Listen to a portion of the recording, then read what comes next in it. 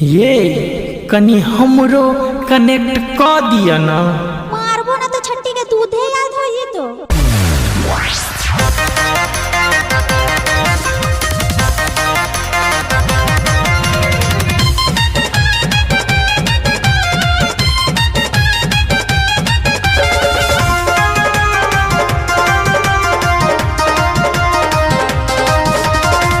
हाथ में मोबाइल छौगे, हाय हाय हाय हाय हाय। हाथ में मोबाइल छौगे, मुँह पे स्माइल कौने सेट कर दे, है कौने सेट कर देगे अपना वाईफाई से हमरो कनेक्ट कर देगे अपना वाईफाई से हमरो कनेक्ट कर दे। हाँ हाथ में मोबाइल छौगे, हाथ में मोबाइल छौगे, मुँह पे स्माइल कौने सेट कर दे गए, कौने सेट कर दे गए अपना वाईफाई से हमारो कनेक्ट कर दे गए अपना वाईफाई से हमारो कनेक्ट कर दे गए अपना वाईफाई से हमारो कनेक्ट कर देंगे।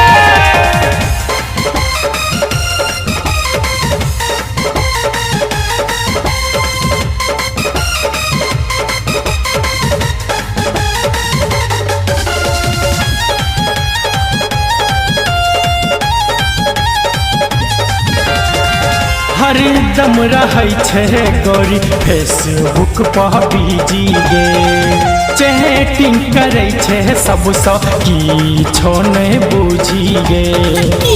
तोरा दुखत छै हरदम रहै छै गौरी फेसबुक पर बिजी गे, चैटिंग करै छै सबसँ किछो नहि बुझी गे।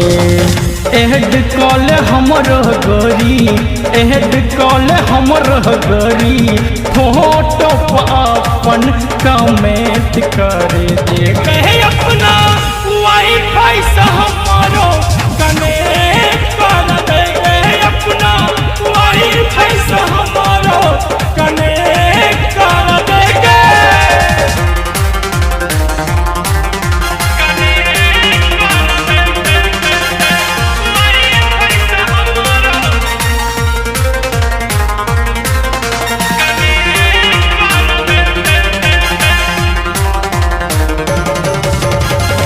इमो पर बात करबो हम प्यारी प्यारी गे, हमहू कुमार छी तो तूहू कुमारी गे।